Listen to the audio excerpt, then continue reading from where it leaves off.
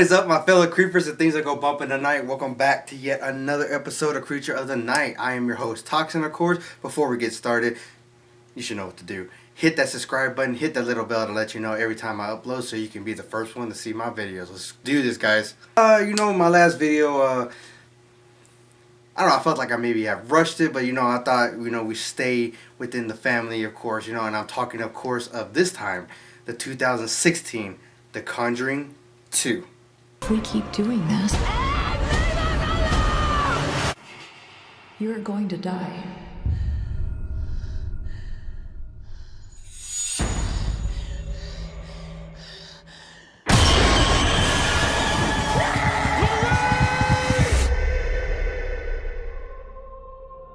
Starring Vera Farmiga. I need to see how they say that, but I feel like I'm saying it right.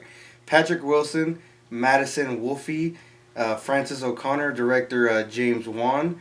Writers, there's actually a lot of writers, a lot of things have to do with the writing process.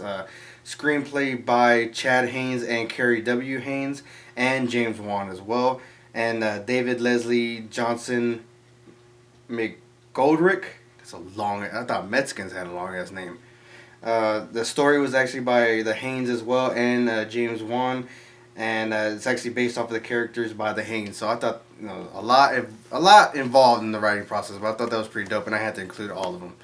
Now, if you saw my last one, it did have to do with Bathsheba and her, her proclaimed love for Satan and everything that she's doing to, so she could be like a higher level witch or whatever in his fucking eyes. Anyways, so this one has to do, I guess, more with something that's already been summoned in our world, another inhuman spirit, and I'm talking, of course, if you like horror movies, again, or you're into demonology, witchcraft, or you just like studying shit like this, like I do. This one is based around Valak, the Defiler, the Marquis of Snakes, the Profane. And I did do some research with the name Valak, and there's a lot. If you've seen my John Carpenter's review, the main master, the first vampire, his name was actually Valak, even though it's spelled a different way. And it seems throughout movie history or in even books, if it's not directly involved with that demon, it's always something with the same name. So like, just that alone, if you're not too deep in it, you can obviously see like anything given with that name, it's always like a higher level. It's a higher level of danger, power, or whatever you want to put with it. So this one is no different. This one actually takes place in London, I believe. They are just coming off of a case with the Amityville Horror. If you're into that, I need to do that one as well. That one's fucking interesting as shit. There's a lot of movies with the Amityville Horror too, so that's another one. I'll probably have to do it individually, because with that, there's a lot of interpretation about what happened in that house, and there's a lot of times where it was proven like as a hoax. And I know like sometimes it was a hoax, sometimes it was real, it just depended, but it always like it had people killing people in, this one more the males instead of like the Conjuring where it was the mothers killing everybody. It was this time it was like the fathers or the male figure of the house doing it, at least with the Amityville. So they're coming fresh off with that one, and they're already like, they're kind of like at least Lorraine, anyways, kind of gave off that feel that she kind of wants to back off already. She wants to take a break. She wants to enjoy life with her husband and her daughter, and just kind of relax and kick back a little bit. But how do you say no to saving lives? How do you say no to save a family's life?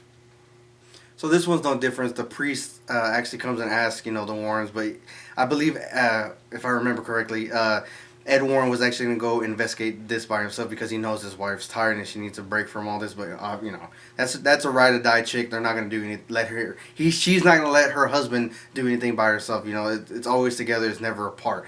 And I thought that was fucking badass as shit. So this one, the church doesn't really want to get involved because they're afraid of being involved in anything that remotely resembles a hoax, like the Amityville Horror. At least that case, when they got involved and investigated, it came out to be a hoax.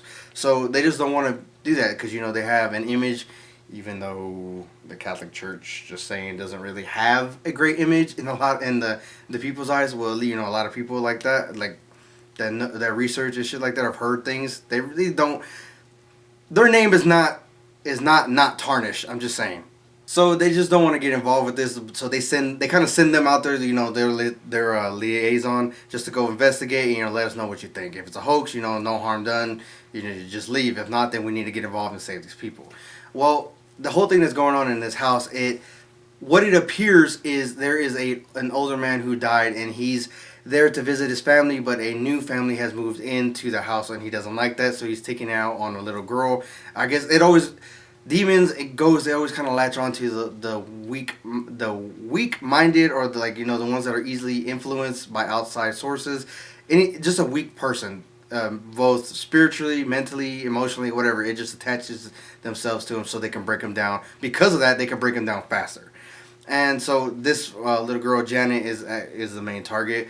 She's this guy Bill Wilkins is speaking through her and possessing her and stuff like that. So when they go investigate, they finally get there.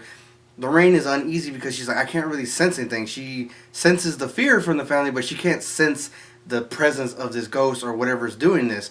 So, it's really weird, and then they eventually, investigating, they're kind of convinced until they start putting cameras up around the house, and they actually find out that Janet is the one who's like faking it, and she just wants it to publicity. She just wants to get her family out of there. That's so they think. Until they get these separate recordings and they play them side by side, and it's actually Bill Wilkins is actually a slave as well. He's actually in the house, and he's actually being possessed by something else darker, something else more sinister is controlling him and making it look like he's doing everything. And the only thing that could do that, the only thing that can block out Lorraine's sight is something demonic. And that's when she, because she's already getting we find out from this one that there was a big case in the first one where she saw something that scared the hell out of her, and she ended up locking herself away for 8 days, not eating, not sleeping, not talking to anybody. And it's actually revealed in this one that what it is that she saw, and she saw her husband's death, and she sees it again here, but now she sees what is the shape of a nun, but it turns out to be Valak later on. Is like shows her that if you take this case, your husband's gonna die. So again, that's another reason why she totally tried to avoid this case. But again, how do you say no to help your people? And I don't know. I am a big fan of the whole heaven and hell, researching angels and stuff like that, demons and stuff like that. But it's always in my opinion, it's always weird because it's always an easy way, not an easy way, I guess. I don't know, but it's a simple way to control them or get rid of them. And this one is no different. With Valak, you have to know his name, and that gives you dominion over him, and then you can send him back to hell. Which is, it's really weird. I'm like, why is it something so simple as that, makes you banish this demon? But, then again, I guess it's not so simple, because how the hell are you going to know it's that demon? If you're not into this type of thing, or, whatever, or it just didn't give it to you, then how the hell are you going to know it's a particular demon? But whatever. The only reason Lorraine knows is because she asked him, and in her dreams or her visions, it was told to her, so that she writes it down in her Bible and figures it out. And just in the nick of time to save Janet and her husband, because they're about to fall out of a tree and get impaled by a tree that was struck by lightning. And so when she confronts Valak, says his name, it's very dark. It's a dark film, as well as the first one is a very dark film. So if there's a corner with shadows and stuff like that, you kind of can't really see anything. You just kind of see movement, not in an outline, a silhouette of everything. So this one, when you actually see the nun, and you see the name being revealed, and it's actually showing its true self, you kind of just see horns. You kind of just see a silhouette, being dragged into the darkness back to hell, or whatever you want to say. So I thought that was pretty lame. I wanted to see it better, or maybe it's just my TV. I don't know what y'all would see. Let me know what y'all see in the comments below. But yeah, guys, it was another film. I love the Conjuring movies. They do scare the hell out of me every single time. It does make it hard to sleep late at night, especially if you're alone. Oh fuck, that just sucks. But it keeps you at the edge of your seat. It keeps your eyes glued to the screen, guys. 10 out of 10 for sure. 2 thumbs up, guys. Go fucking check it out, guys. Always remember, if you're not sinning, you're not having fun. So rock on, guys.